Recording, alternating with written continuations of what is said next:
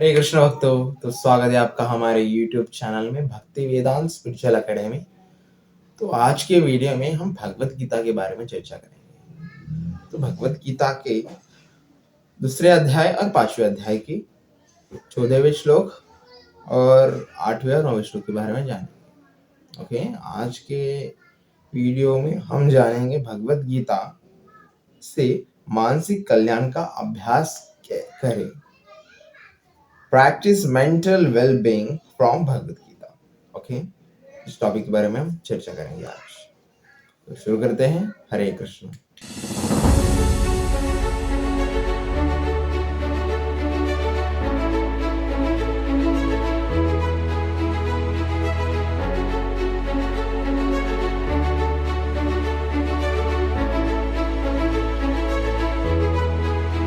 हरे कृष्ण भक्तों, तो first pray करेंगे। नमो विष्णुपादाय कृष्णपृष्ठाय भूतले श्रीमते भक्ति वेदांत समृत नामिने नमस्ते सारस्वती देवी गौरवाणी प्रचारिणी निर्विशेष शून्यवादी पाश्चात्य देशधारिणी नमोऽज्ञानतिमिरन्दस्य ज्ञानाञ्जनाशिकाय चक्षुरुष्मिलितं तस्मै श्रीगुरुवे नमः।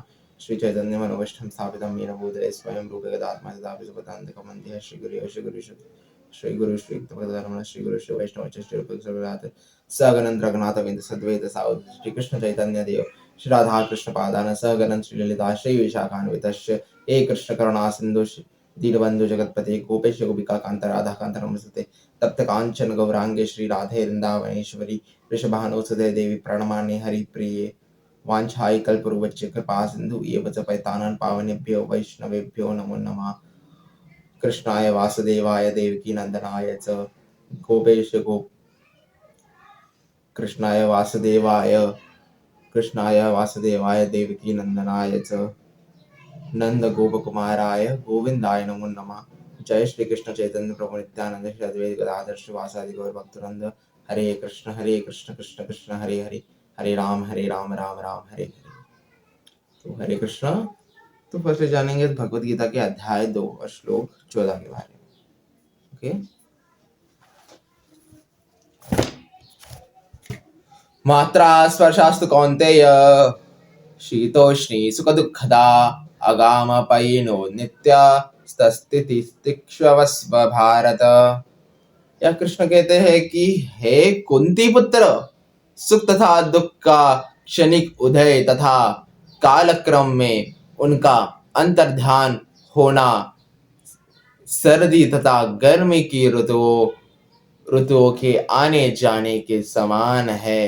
हे भरतवंश, वे इंद्रियबोध से उत्पन्न होते हैं और मनुष्य को चाहिए कि अविचल भाव से उनको सहन करना सीखे।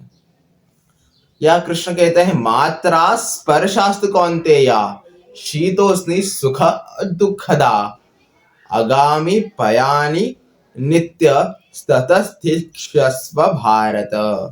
कृष्ण कहते कि हे अर्जुन, हे कुंती पुत्र, हे भरतवंशज, सुख और दुख सर्दी और गर्मी की तरह होते हैं, आते हैं और जाते हैं, और मनुष्य को उन सुखों और दुखों को सहन करना चाहिए। इसलिए हमें सुख और दुख आते हैं, सुखों दुखों को सहन करना चाहिए। ये दुख आते हैं, लेकिन सुखों को सहन कैसे कर सकते हैं? सुख तो अच्छे होते हैं।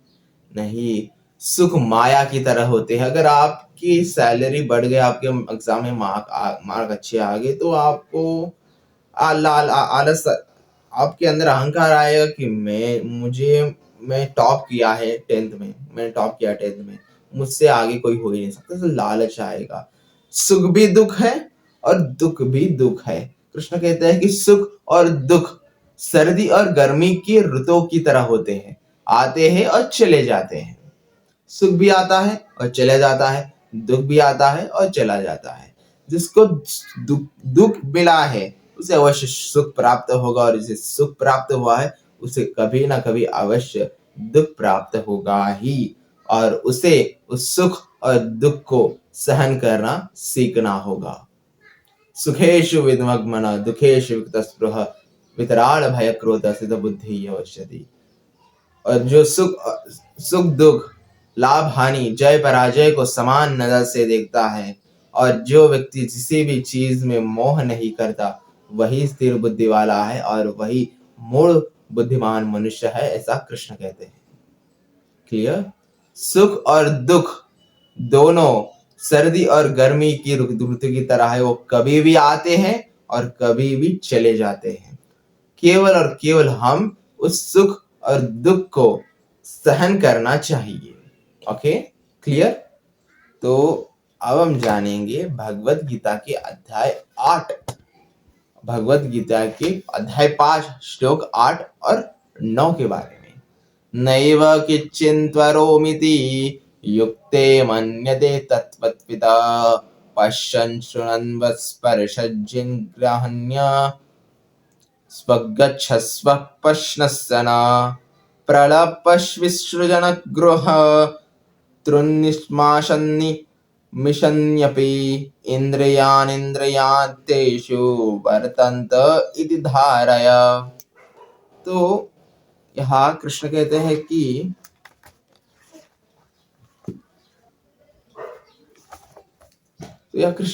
कि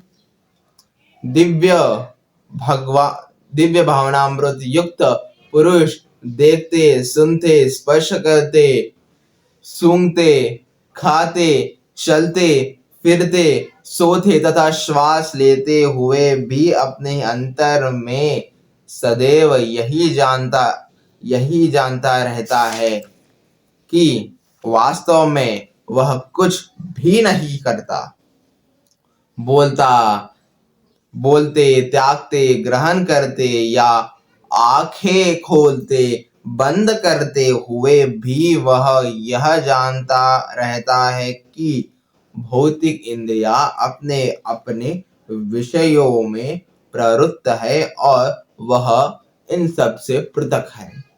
तो यह कृष्ण कहते हैं कि मनुष्य सोता है, उठता है, खाता है, जागता है, फिर से कार्य करता है, ये सब करता है। ये मनुष्य नहीं करता, ये सब उसकी इंद्रियां उसे करवाती है, तो समस्त संसार में प्रत्येक मनुष्य के हृदय में भगवान श्री कृष्ण परमात्मा के रूप में विराजमान है। सर्व योनेषु कौन्तेय अहम बीज प्रतपितः। समस्त योनिया भगवान की पुत्र है, तो केवल पिता तो एक ही है, वो है भगवान श्री कृष्ण। अहम बीज, मैं हर चीज का बीज हूँ, ऐसा कृष्ण कहते हैं। तो कृष्ण ये भी कहते हैं कि सभी लोग भगवान के सनातन अंश है। ममेवांश जीवलोक जीवभूत सनातन। प्रत्येक जीव भगवान का सनातन अंश है, तो प्रत्येक जीव भगवान का अंश है। जो संसार में जो भी कार्य होते हैं वो भगवान की इच्छा से होते हैं। तो चैतन्य चरितामृत में कहा गया है कि उठिया, बैठिया, खाइया, सोइया, सब कुछ करिया, मनुष्य जन्म पाइया, आणि राधा कृष्ण नाही भजिया, तो विष खा लिया जिया। तो ये क्या कहा गया है कि चैतन्य चरितामृत में उठे, बैठे, खाए, सोए, चले और सब कुछ किया, मनुष्य जन्म प्राप्त हुआ, फिर भी हमने राधा कृष्ण को भजा ही नहीं, तो हमारा संपूर्ण जीवन विष के समान है। ओके, अगर आपको हमारा ये वाला वीडियो पसंद आया है तो वीडियो को लाइक कीजिए, चैनल को सब्सक्राइब कीजिए। चैनल का नाम है भक्ति वेदांत स्पिरिचुअल एकेडमी। तो स्टे ट्यून। हरे कृष्ण, राधे राधे। वाञ्छाय कल्पतरुभ्यश्च कृपा सिन्धुभ्येव च पतितानां पावनेभ्यो वैष्णवेभ्यो नमो नमः। गौर प्रेमानंदे, हरि बोल। हरे कृष्ण, राधे राधे।